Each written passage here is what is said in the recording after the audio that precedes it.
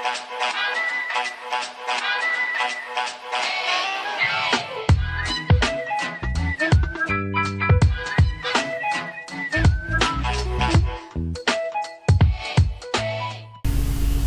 kelas, selamat datang di pertemuan 1 mata kuliah pemodelan sistem berorientasi objek. Di pertemuan 1 ini, yang kita akan pelajari adalah yang paling pertama-tama dulu nih, rekayasa perangkat lunak dan konsep dasar berorientasi objek.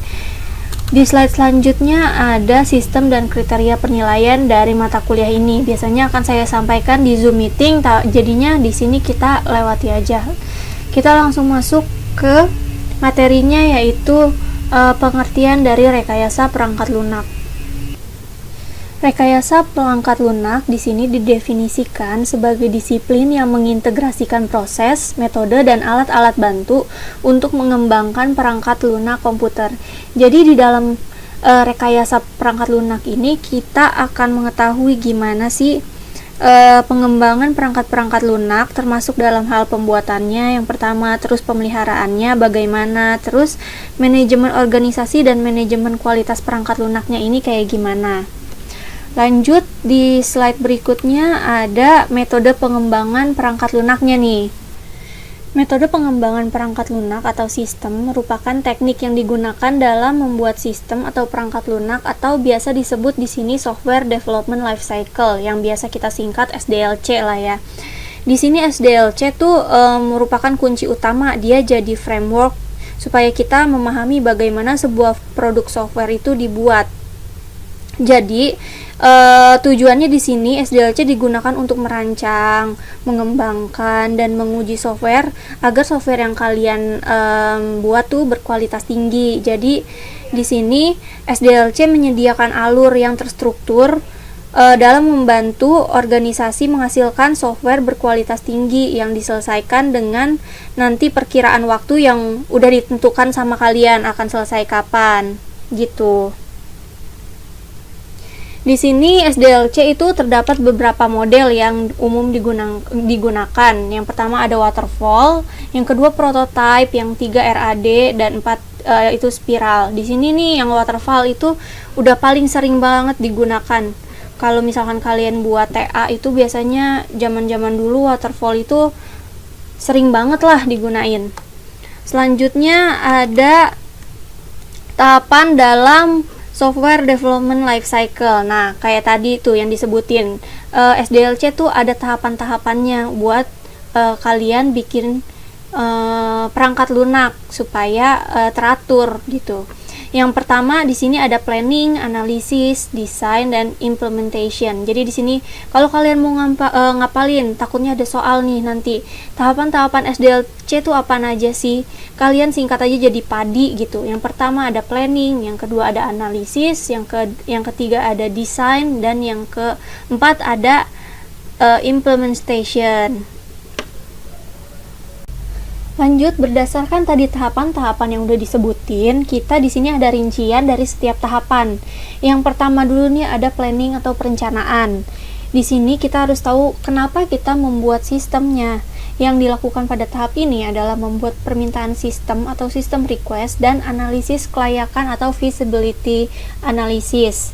Jadi di tahap planning ini kita atau kalian satu tim yang akan membuat perangkat lunak di sini akan merencanakan di mana satu tim kalian akan mengidentifikasi dan menentukan ruang lingkup yang diperlukan dalam proses pengembangan perangkat lunak tersebut. Jadi tahap ini tim perancangan kalian juga akan mengumpulkan semua informasi yang dibutuhkan dalam proses pengembangan software dari yang berkepentingan. Jadi dari klien kalian dan dari kalian masing-masing itu akan share informasi apa sih yang dibutuhkan dari kedua belah pihak. Dan setelah itu tim akan merencanakan struktur tim, time frame, budget untuk pembuatan perangkat lunak ya. Terus sekuritas perangkat lunaknya akan dibuat seperti apa dan berbagai faktor penting lain yang dibutuhkan untuk pengembangan software. Lanjut, setelah perencanaan nih kalian akan menganalisis siapa, apa, kapan, dan di mana sistem akan digunakan. Jadi di tahap ini yang dilakukan adalah pengumpulan kebutuhan atau requirement gathering dan membuat pemodelan proses bisnis atau business process modeling.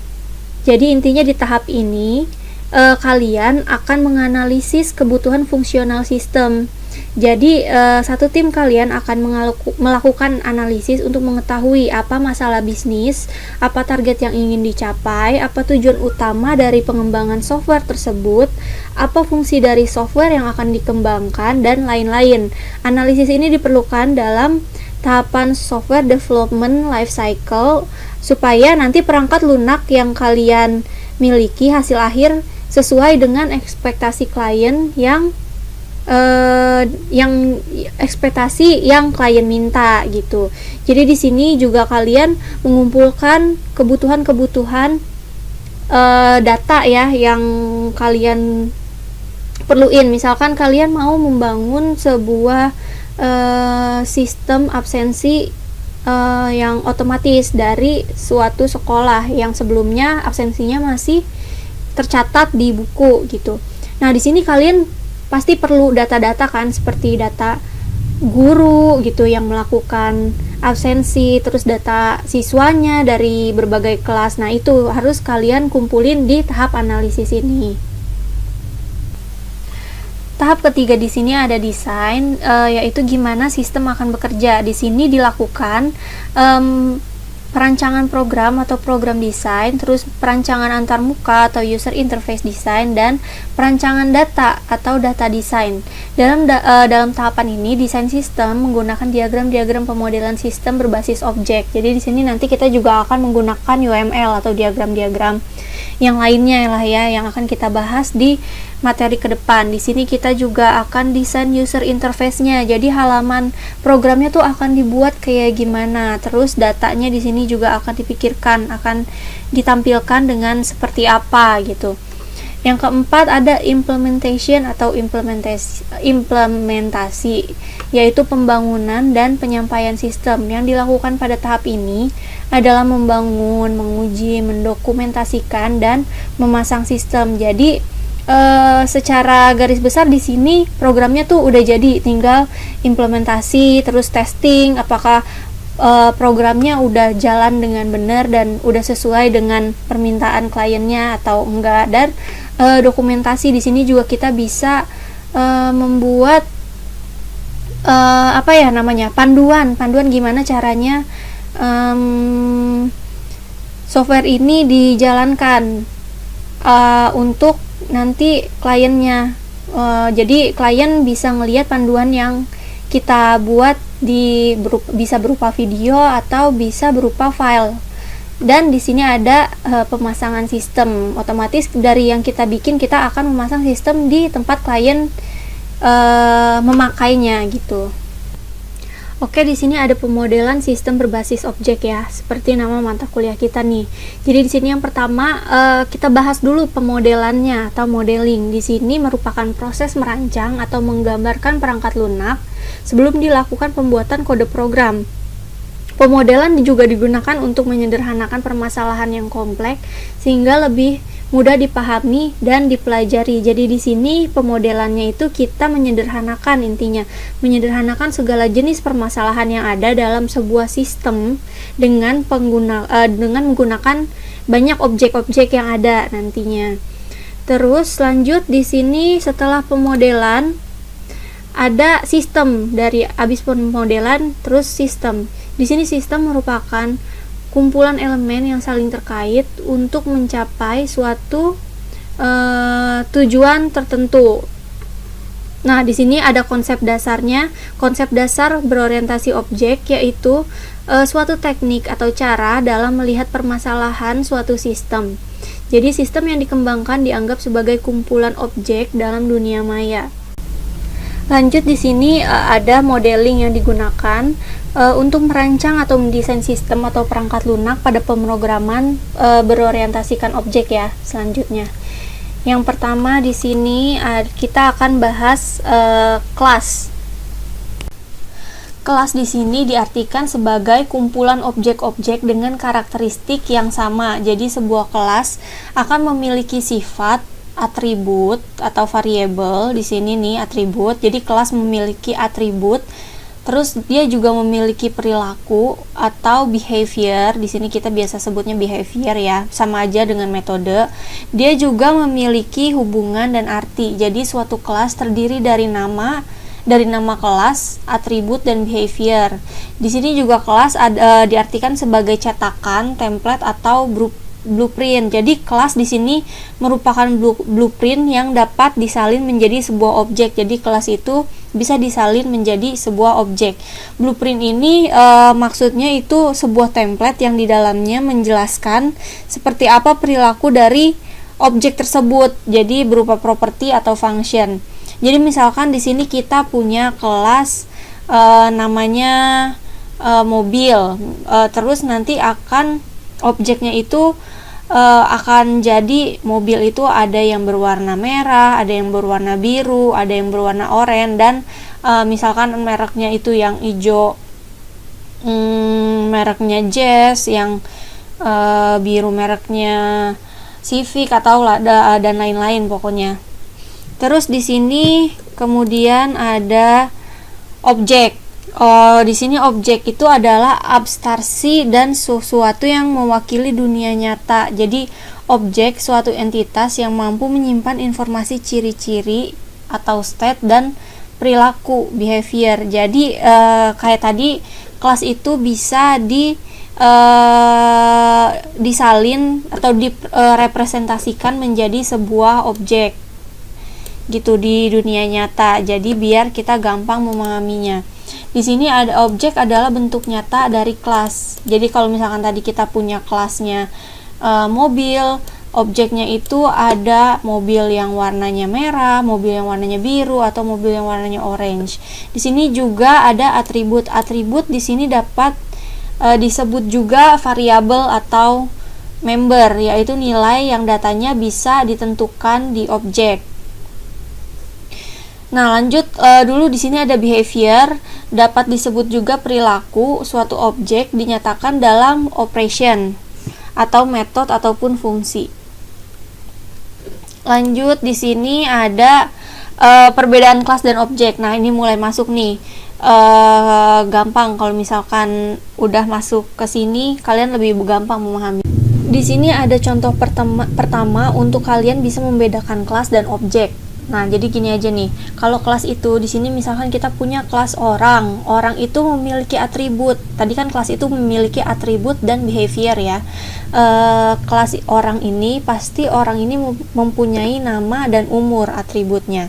Terus orang ini mempunyai perilaku, dia bisa berjalan dan dia bisa berlari gitu. Terus kalau misalkan ini kelasnya, objeknya itu dia udah merepresentasikan hasil dari kelas tersebut. Jadi kalau misalkan kelas masih bentuk seperti ini, objeknya itu udah merupakan ini kelasnya orang, objeknya udah Budi 30 dan Amel 28. Jadi dia udah merupakan cetakan dari hasil dari kelas ya.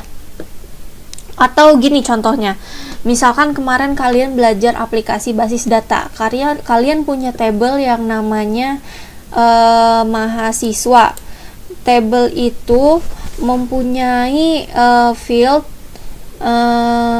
kalian mempunyai field itu misalkan NIM dan nama. Setiap mahasiswa itu mempunyai NIM dan nama kan. Nah, dalam tabel tersebut bisa misalkan di sini diedit atau ditambah atau di-delete gitu. Nah, objeknya itu nanti kalian inputan kalian tuh. Misalkan di sini kalian kan tadi punya kelas mahasiswa. Nah, di sini NIM-nya, di sini ada NIM kalian dan ada nama kalian. Nah, itu merupakan objeknya. Dan dia itu bisa kayak tadi mempunyai behavior, bisa diedit, bisa dihapus atau bisa ditambahkan gitu. Lanjut di sini ada karakteristik pemrograman berorientasi objek. Yang pertama itu ada encapsulation atau enkapsulasi ya. Kita baca dulu aja. Di sini diartikan sebagai mekanisme menyembunyikan suatu proses dalam sistem untuk menghindari interferensi dan menyederhanakan penggunaan sistem itu sendiri. Contohnya tombol on off pengaturan suhu pada AC. Di sini enkapsulasi berarti membungkus kelas dan menjaga apa saja yang ada di dalam kelas tersebut, baik metode ataupun atribut, agar tidak dapat diakses oleh kelas lainnya. Oleh karena itu, terdapat level akses kelas yang terdiri dari public, protected, dan private yang nanti akan kita bahas secara lebih lanjut ya. Di sini juga enkapsulasi data dapat dilakukan dengan dua cara nih. Yang pertama, mendeklarasikan instance variable sebagai private. Yang kedua, mendeklarasikan metode yang sifatnya public untuk mengakses variabel tersebut. Nah, ini nanti dikenal di ini nih scriptnya Java. Kalian punya instance variable. Nah, kalian punya metode yang sifatnya public gitu. Terus sekarang kita fokus aja maksudnya enkapsulasi ini gimana dengan contoh yang di sini nih. Jadi fokus ke contoh ya. Ini tombol on off pengaturan suhu pada AC. Jadi misalkan kalian punya remote AC nih. Di remote AC kalian itu kan ada tombol on off, ada untuk naikin ngerendahin suhu dan lain-lain untuk pengaturan pada AC-nya. Tapi kalian juga tahu kan di dalamnya itu pasti terjadi proses untuk bisa ketika tombol ini dipencet terjadi proses di dalamnya kan, supaya dia bisa nyalain atau matikan AC-nya. Tapi kalian nih disediainnya remote yang hanya ada tombol on sama off-nya untuk kalian gunain.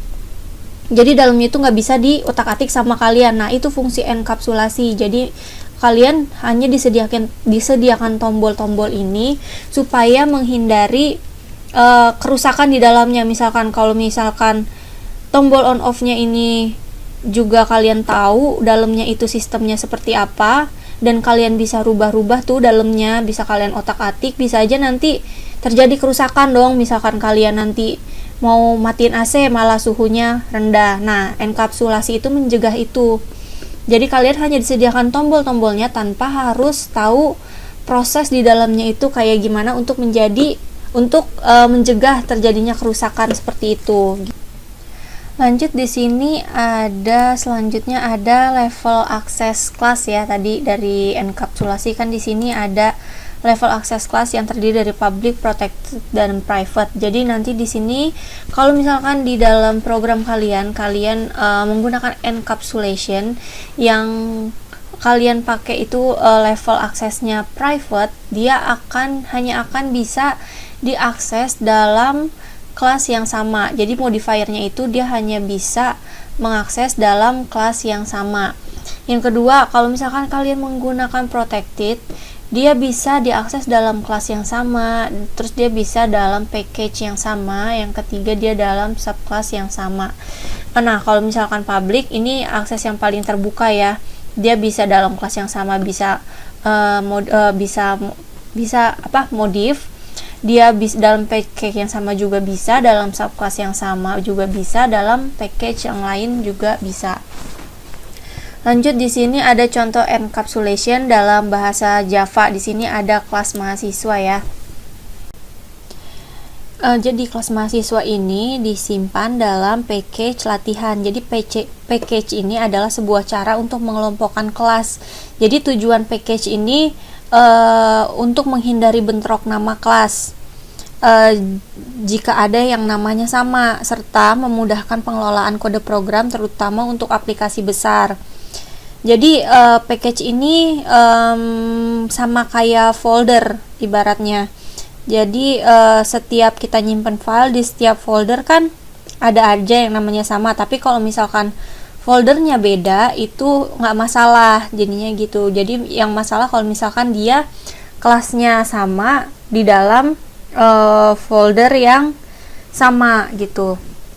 Jadi ini di dalam kelas mahasiswa jadi yang bisa ngakses hanya mahasiswa itu sendiri. Di dalam mahasiswa ini dia mengandung level aksesnya private. Ini kan dia punya atribut name, nama, kelas, absen, dan lain-lain. Itu hanya bisa yang akses hanya bisa mahasiswa ini sendiri nih, karena yang public mahasiswa gitu.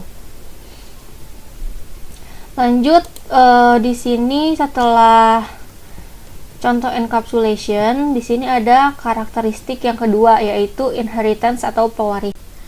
Di sini inheritance atau pewarisan ya. Jadi suatu kelas dapat mewariskan atribut dan metode kepada kelas lain atau subclass serta membentuk kelas hierarki. Jadi ada main class, nanti ada subclass. Terus dalam pemrograman Java, penerapan inheritance ditandai dengan keyword extend. Jadi nanti kalau misalkan ada keyword extend di script Java, itu merupakan script pewarisan ya atau inheritance. Lanjut, di sini ada contohnya. Di sini ada kelas sepeda gunung yang mewarisi kelas sepeda. Jadi di sini ada kelas sepeda yang atributnya itu ada gear, ada kecepatan, terus dia behaviornya ada tambah kecepatan dan ada ubah gear nih perilakunya ya. Nah setelah itu, setelah ada sepeda gunung nih subclassnya, dia mewarisi atribut dari sepeda, ada gearnya juga, ada kecepatan. Jadi dia nggak harus ada lagi karena di sepeda nih udah ada. Jadi dia hanya mewarisi aja. Tapi di sini dia punya atribut sendiri, namanya itu set saddle. Selanjutnya di sini ada script dari inheritance atau pewarisan di Java juga. Yang pertama di sini public kelas sepeda. Jadi tadi kita punya kelas sepeda, dia level aksesnya public. Di sini dia punya atribut kecepatan dan gear. Terus di sini dia ada perilakunya kan, dia bisa nambah gear dan nambah kecepatan ya. Kita lihat sebelumnya. Nah, dia bisa nambah kecepatan sama ubah gear di sini ya harusnya. Terus pokoknya ini dari kelas sepeda dia bisa tambah kecepatan dan ubah gear.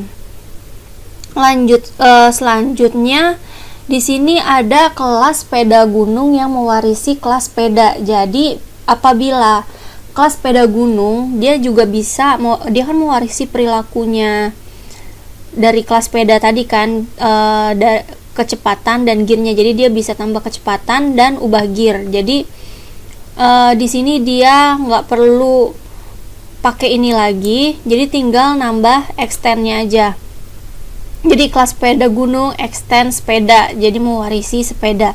Public void set saddle, jadi dia cuman ngambil script set saddle-nya aja, karena kan di fungsi yang di sini tambah kecepatan sama ubah gear kan udah, jadi dia nambahin fungsi set saddle.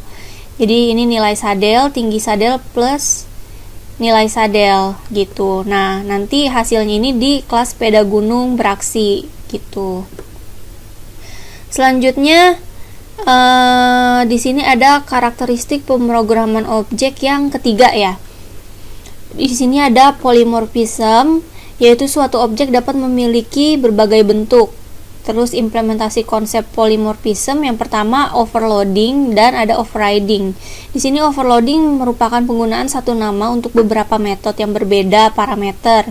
Kalau overriding di sini terjadi ketika deklarasi metode subclass persis sama dengan metode superclassnya gitu. Setelah tadi ada definisi dari polymorphism, selanjutnya udah pasti ada contoh dari scriptnya nih, script Java. Di sini kita contoh overloading ya. Kalau tadi overloading kan berarti penggunaan satu nama untuk beberapa metode yang berbeda parameter. Jadi satu metode untuk parameter yang berbeda-beda. Nih kayak di sini. Ini dia punya kelas lingkaran. Metodenya gambar lingkaran. Di sini ada void gambar lingkaran, metodenya parameternya int diameter. Ini kan int cuman tipe datanya ya, jadi parameternya itu diameter. Di sini dia ngambil metode lagi sama gambar lingkaran, tapi parameternya ada diameter, ada x, ada y. Di sini dia nambah lagi gambar lingkaran. Di sini tapi parameternya beda lagi, ada diameter, x, y, warna, terus ada nama lingkaran. Itu contoh dari script overloading. Selanjutnya kita berarti punya contoh dari overriding. Di sini overriding kan berarti terjadi ketika deklarasi metode subclass persis sama dengan metode dari superclassnya. Nah, di sini kan ada superclassnya nih. Di sini kelas sepeda, superclassnya di sini ada kecepatan dan gear kan parameternya. Di sini sih apa tuh? deklarasi metodenya persis sama dari metode subclass kan ya.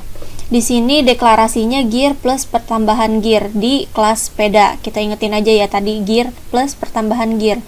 Nah, di kelas sepeda gunung dia tetap ada gear plus pertambahan gear. Jadi dia mewarisi kelas sepeda, tapi dia scriptnya sama kelas yang sepeda tadi, yang sepeda biasa.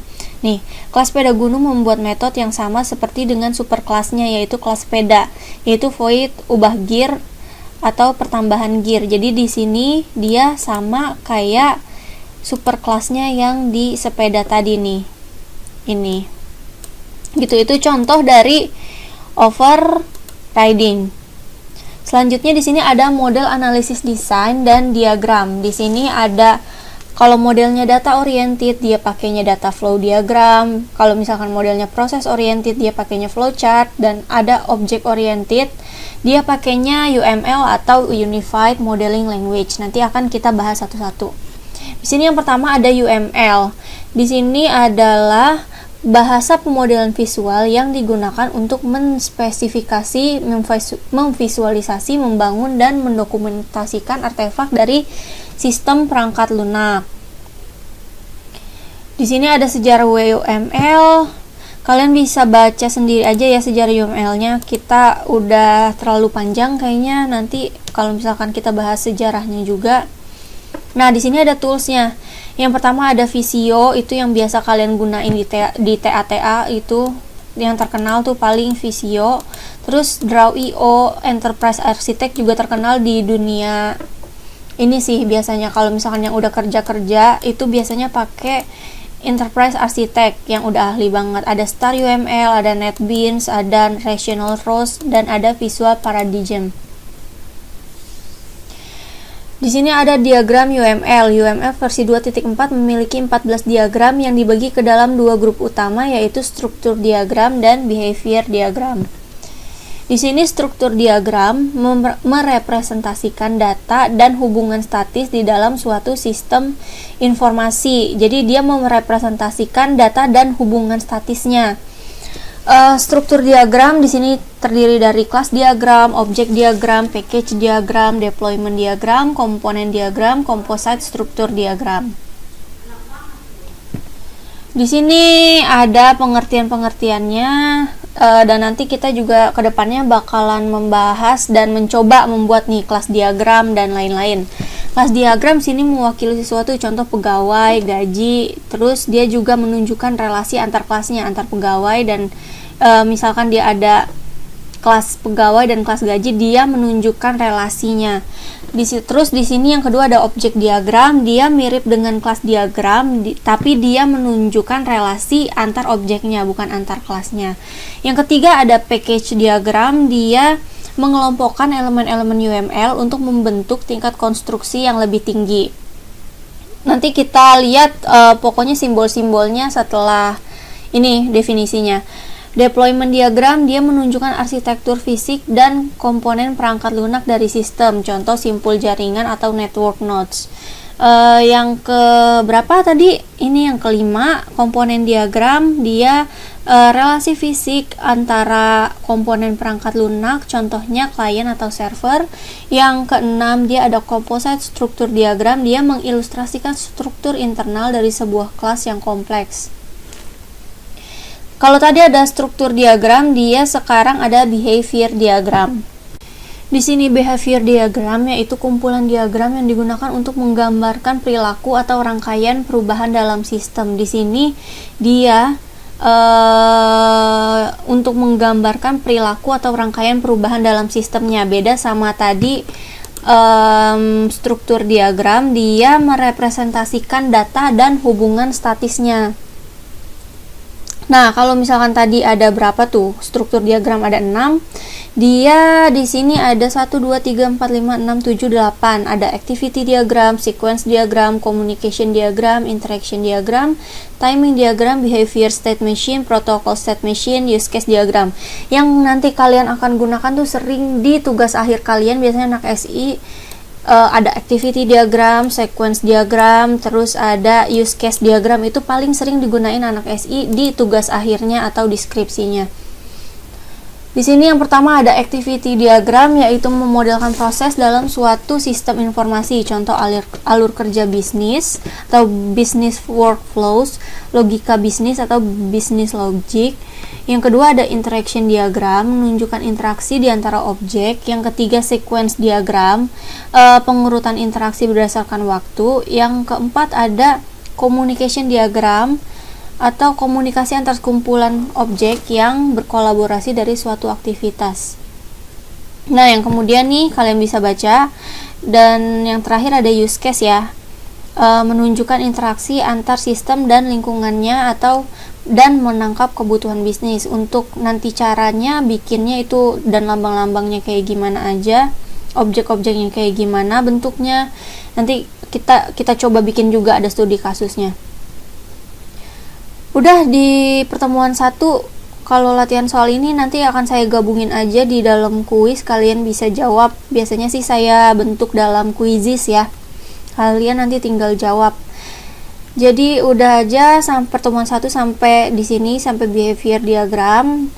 Kita lanjutkan nanti di pertemuan kedua.